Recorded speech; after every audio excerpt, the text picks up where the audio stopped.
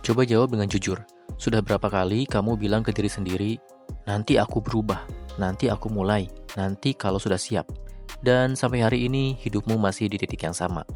Bukan karena kamu bodoh, bukan karena kamu tidak punya potensi, bukan karena kamu tidak mampu, tapi karena kamu menunda satu hal kecil, keputusan. Kita sering berpikir hidup berubah karena momen besar, karena peluang besar, karena uang besar, karena koneksi besar.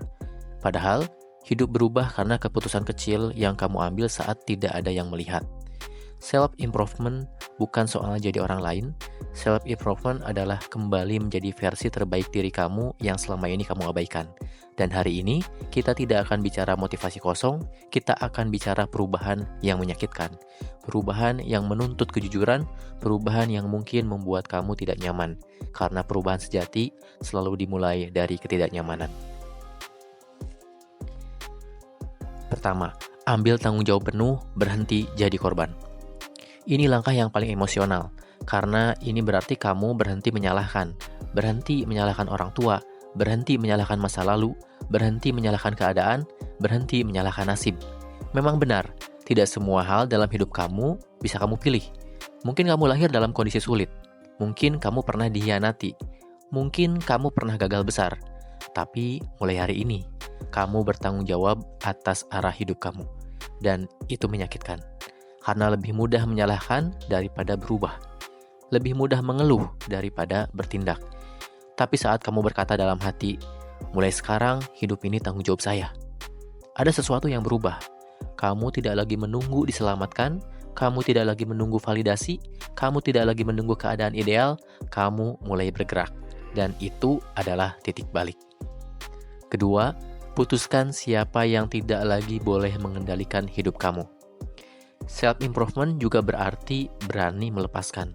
Melepaskan opini yang merugikan kamu, melepaskan lingkungan yang menarikmu turun, melepaskan kebiasaan yang perlahan menghancurkan kamu.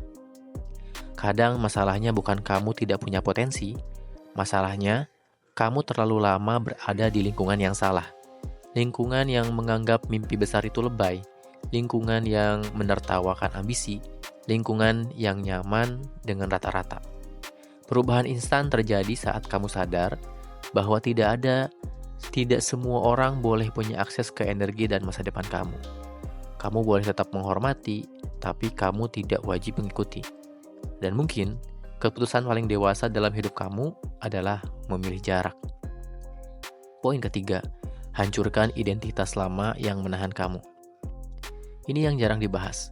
Kamu bukan gagal karena kurang skill, kamu gagal karena masih memegang identitas lama. Identitas seperti, aku orangnya memang pemalas, aku memang tidak berbakat, aku memang tidak sepintar mereka, aku memang bukan orang disiplin. Nah, selama kamu percaya itu, otak kamu akan membuktikannya. Self-improvement sejati itu bukan soal menambah kebiasaan baru, tapi mengganti identitas. Bukan lagi, aku ingin jadi orang disiplin, tapi aku adalah orang disiplin. Bukan lagi, aku ingin jadi produktif, tapi aku orang yang menjaga waktuku. Identitas menentukan keputusan kecil setiap hari. Dan keputusan kecil menentukan masa depan. Poin keempat, belajar mencintai proses, bukan hasil. Ini bagian yang paling sulit. Kita hidup di dunia yang mengagungkan hasil, gaji besar, followers banyak, tubuh ideal, mobil mewah, tapi tidak banyak yang jatuh cinta pada prosesnya.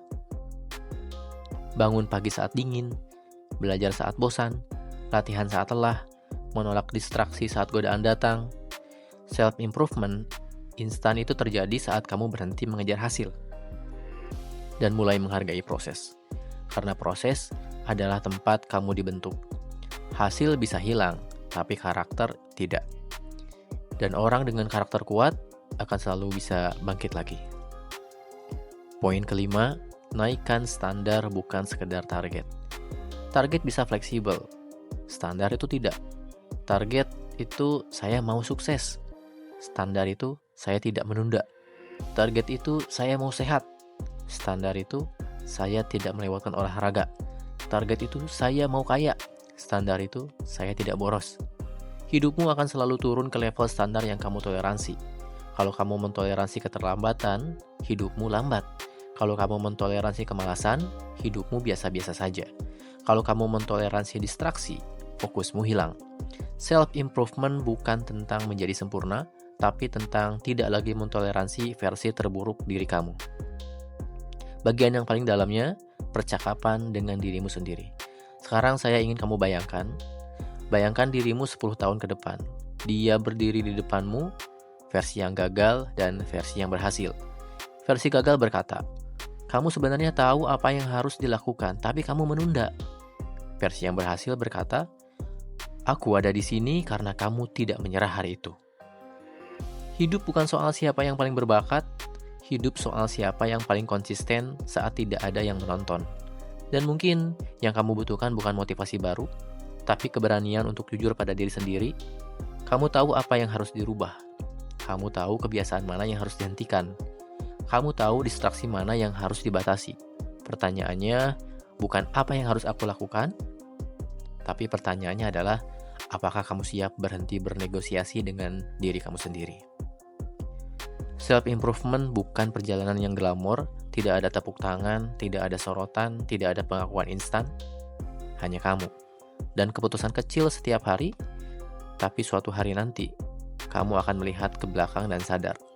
Hidup kamu berubah bukan karena keberuntungan, tapi karena satu momen kecil di mana kamu berkata, cukup, mulai hari ini aku berubah. Dan mungkin momen itu adalah sekarang.